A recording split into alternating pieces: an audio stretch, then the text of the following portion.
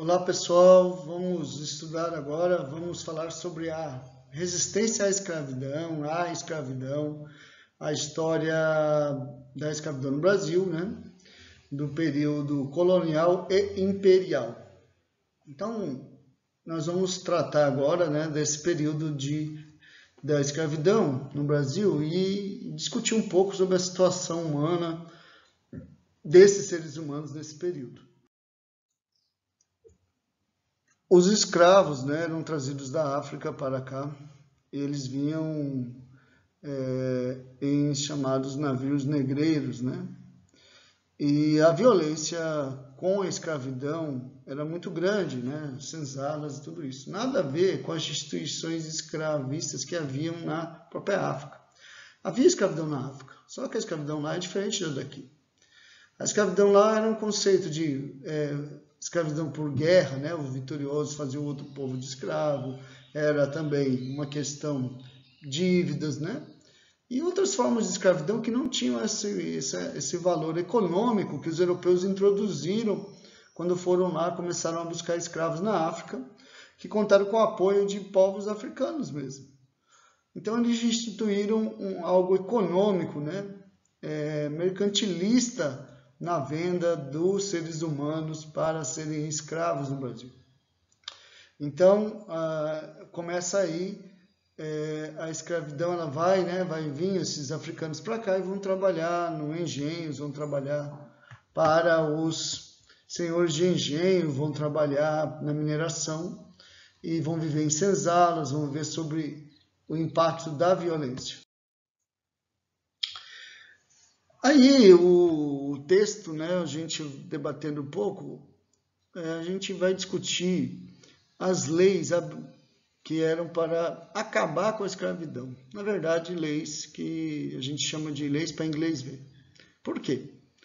Foram leis para agradar realmente os ingleses, né, e ao mesmo tempo não resolveram o problema da escravidão no Brasil. Uma questão que foi criada na Inglaterra foi a lei chamada Bill Arundel, que permite que tropas britânicas naveguem pelo Atlântico para fiscalizar o tráfico negreiro internacional. Essa lei, então, era para os ingleses reprimir o tráfico dos africanos vindos da África. Bom, uma outra lei que a gente pode chamar lei para inglês ver, é uma lei também sob pressão dos ingleses, foi a lei Eusébio de Queiroz, que proíbe o tráfico internacional da prática do tráfico negreiro. Então, essa lei que houve sob pressão dos ingleses, né, para poder internamente acabar com o tráfico negreiro aqui no Brasil. Outra lei também muito que não resolveu nada foi a lei do ventre livre, né? Onde as crianças nascidas posterior a 1871 estariam livres. Mas livres para quê? Sem emprego, sem direito à educação, sem indenização, sem casa. É evidente que essas crianças acabavam se submetendo e morando com as suas famílias até a fase adulta, porque pelo menos ali você tinha onde comer, tinha um emprego, tinha alguma coisa para fazer, né? Então é uma lei para inglês ver, a lei do ventre livre, na verdade não resolveu nada a violência da escravidão. Então eles seriam libertos depois de nascer, depois de uma certa idade, mas isso não acontecia, em geral por conta da necessidade de sobreviver. Se você não tem nenhum direito social, não adianta nada você sair dali onde você pelo menos está tendo comida, né? Que seriam as senzalas. A outra lei para o inglês ver, né? Leis que não resolveram a questão da escravidão, é a lei dos sexagenários, que em 1885, sob pressão dos ingleses, todos aqueles que tivessem mais de 65 anos seriam libertos. Mas olha só, em média, a estimativa de vida de um escravo era 30 anos. Eles morriam um pouco mais velho, um pouco mais novo, mas 30 anos em geral, eles já não estavam vivos mais. Então não chegavam a 65 anos, morriam todos antes. Então é outra lei hipócrita, essa lei chamada de lei do sexagenário. Então você tem a do ventre livre, você tem a lei do sexagenário, a lei Eusébio de Queiroz, nenhuma delas resolveu de fato a questão da escravidão, inclusive depois que acabou a escravidão,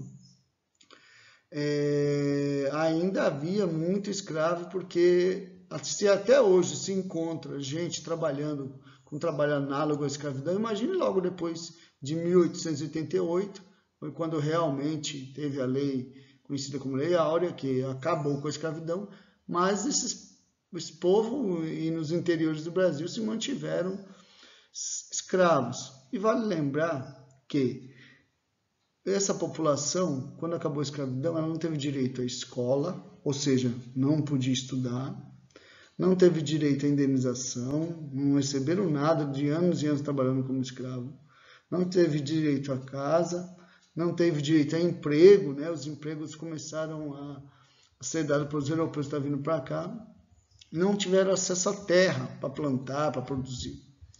Então, sem nenhum direito social, muitos preferiam viver dentro da fazenda, dos engenhos, dos locais onde eles podiam ter onde sobreviver e trabalhar, né? E isso perpetuou gerações e gerações de descendentes de africanos, né, de afro-brasileiros, que não tiveram renda, ficaram à margem da sociedade. Sem direito a estudo, trabalho, emprego, moradia e terra, o que restou para eles? Nada. Ir morar nos morros e trabalhar de qualquer coisa que desse para eles sustentar. E isso manteve gerações e gerações de analfabetos, né? Porque não tinham direito à educação, o que fez um atraso econômico para essas pessoas, histórico atraso econômico, um atraso econômico que vem da falta de direitos iguais para os descendentes de africanos, os afro-brasileiros. Bom, agora tratando um pouco da resistência.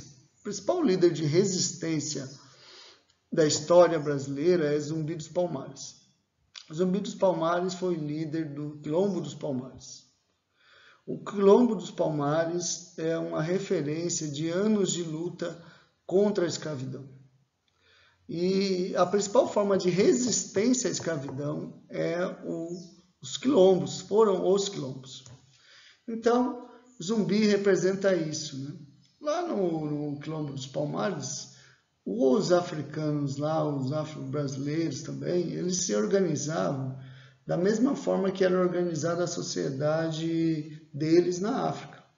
Ou seja, lá havia uma monarquia, lá havia uma forma de escravidão diferente da escravidão, mas uma forma de escravidão dentro do quilombo.